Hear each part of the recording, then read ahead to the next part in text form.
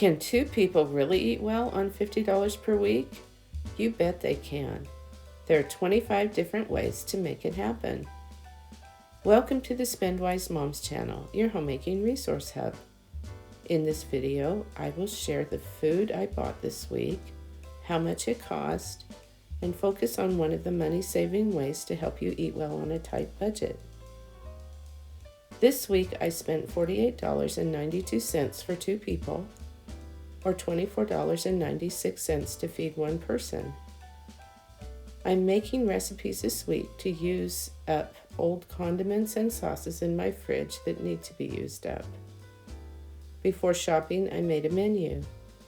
I decided to make barbecued beef, 3 slow cooker Chinese recipes that include sesame chicken, sweet and sour chicken, and orange chicken. I also got some great deals on fruit and had plenty for the week. It was less than $10 for all of the fruit total, which included mandarin oranges, blueberries, a watermelon, and some grapes. One way to save money is to plant a garden. This is one of the things we do that makes a huge difference on our food bill. We live in the city, and our garden is just a regular size yard. I'm going to give an updated tour of our garden in this video. The garden has changed so much in the past month. You'll notice a difference from the last garden video that we did. Now, some people don't live in a place where they can have a garden. If this is your situation, get some seeds and plant them in old milk cartons or whatever you can find. You don't have to spend a lot of money to be able to grow things. Use what you have and make it work.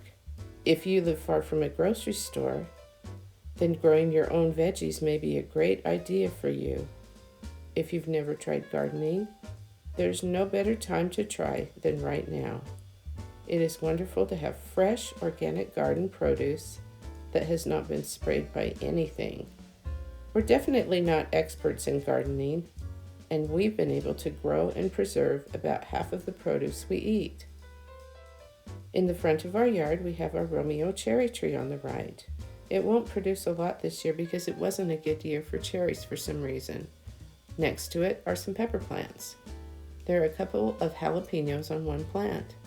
There's a tomato plant that we replanted just because it came up on its own in another part of the yard. To the left, we have our gooseberry bush. I picked all of the gooseberries this past week. We will juice them, freeze the juice, and make jelly in the winter. On the other side of the front of the house, we have a black currant bush. We finished picking the currants this past week as well. Then we have lots of garlic, which we will pull up in a couple of weeks. In the middle of the garlic, we have a Canadian rhubarb plant. On the left of the garlic, we have a Juliet cherry bush, which has produced about 4 cups of cherries total this year. As I said earlier, it is a bad year for cherries. Next to the Juliet cherry bush are some potatoes in pots. We've planted some onions by the mailbox in the front, and they didn't do well at all. We're not sure why. In the back, we have 2 boxes of strawberries with a Honeycrisp apple tree in the middle. In front of the apple tree, we have 3 cucumber vines and a tomato plant in pots. In the back of the apple tree, there's a basil plant to the left and cilantro to the right that are both planted in pots. Next, we have some potatoes and onions in pots and some cherry tomato plants in a box. In the back, there's an apple tree that's mostly dead this year. On the right, there are potatoes in pots and potatoes in a box. In the middle of the yard, there is a crabapple tree. We make jelly and applesauce from its apples. The apples are tart and pink. On the left, we have our plum tree that's only produced 1 plum. In the back, there's a sour cherry tree.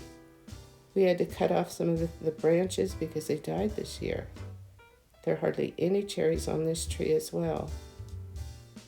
Next, we have a couple of raspberry patches. The raspberries are really starting to ripen.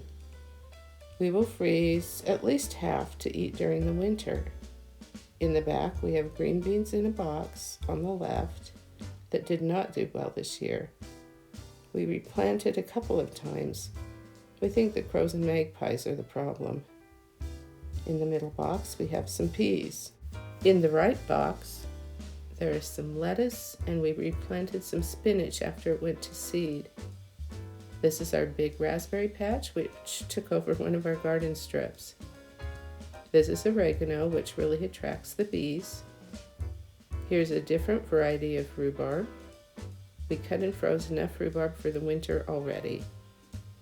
Here's some onions and a few squash plants. Here's a view from the other side of the strip with carrots towards the bottom of the picture, onions in the middle, and the squash plants that we just saw towards the top. Here we have our 2 grapevines. These are the beets. This is just another view. You don't need a huge piece of land to be able to grow a lot of food. We have found gardening to be enjoyable. We eat better quality food, and it saves us a lot of money on our food bill. I hope you'll have the desire to try to grow something and see if gardening is something you would like as well. Thanks for watching the Spend Wise Moms channel. Please subscribe for more videos like this.